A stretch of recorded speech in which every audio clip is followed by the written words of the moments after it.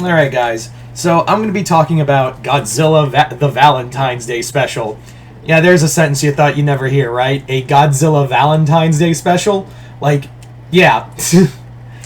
um, yeah, so I talked about this yesterday, and this was one of the comics I got at the IDW booth over at MegaCon, and I think they said this was this cover was con exclusive.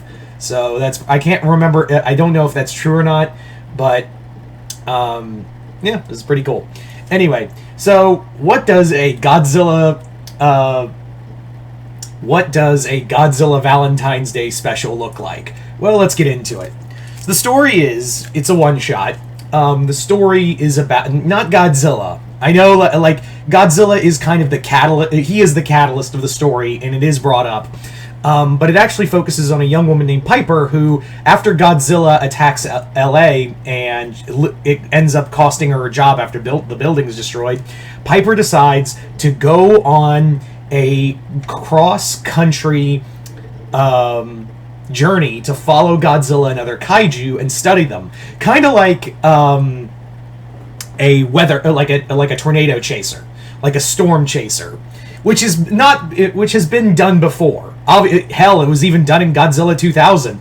This isn't the first time I've seen a Godzilla comic where they do the whole storm chaser thing, which makes a lot of sense, because you would think that if kaiju were real, there would be, like, people who are following the kaiju, either for, like, thrills, or, you know, in the case of a storm chaser, where they're doing research by following these monsters.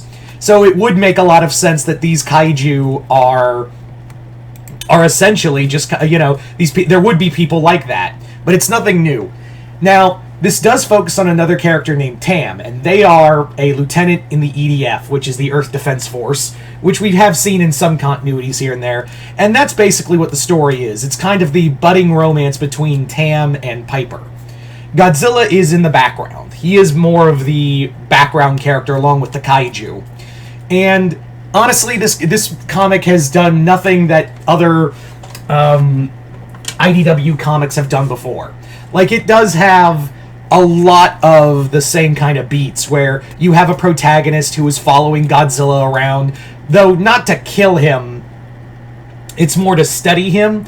And you have a defense force that is a random defense force that is chasing Godzilla to try to kill them, and you more or less have the main protagonist, Piper, see things that the EDF clearly can't. And, yeah.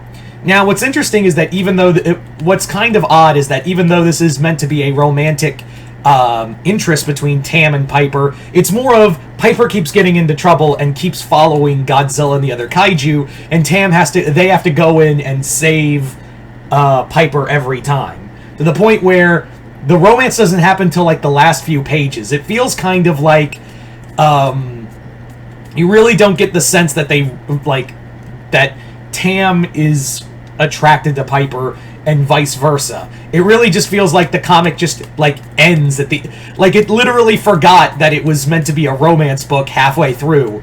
And, yeah.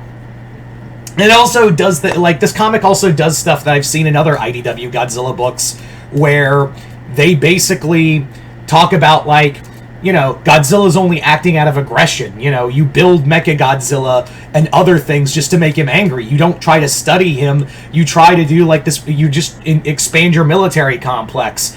And, like, they say things, but they don't follow through with it. Like, they don't, like, there isn't a lot of follow through, and it's more about, and it's less about that. Like, they bring up, like, the writer clearly has some things to say about the military complex and all of that, and how it takes the economically away from other important forms of, like, education and whatnot, but they don't do anything with it. So the artwork's pretty decent. I will say Godzilla does look pretty chonky. He is a chonky boy in the book. It almost looks like they were trying to go for -1 Goji, but it just didn't work. They also talk, like, there is other kaiju that they do bring up. There is a quick fight between Godzilla and Anguirus. There's also Mechagodzilla 2. Yeah. So, it's nothing big. Like, it's nothing important. Like, this comic, even though it does bill as a Valentine's Day comic, there really isn't a lot of romance in here. Nor, it's just more of what we've seen before in other comics, and the romance stuff, they're just suddenly married at the end of the book. Yeah. So, yeah. I would say if you're an avid Godzilla collector of the comics, I would say give this a look. But as it stands, it's just kind of there. It's just really... It's not important. I just got it because, again, it was, it was there, and, your boy loves Godzilla. And this was a IDW exclusive cover. So, I was like, fuck it, I'll get it. Anyway, so there you go, guys. That is pretty much my thoughts on Godzilla the Valentine's Day special. You guys tell me in the comments below, what did you guys think of it? Comment below, let me know. Other than that, hope y'all enjoyed this. I'm Mr. Multiverse. I'll see you next time in the Multiverse.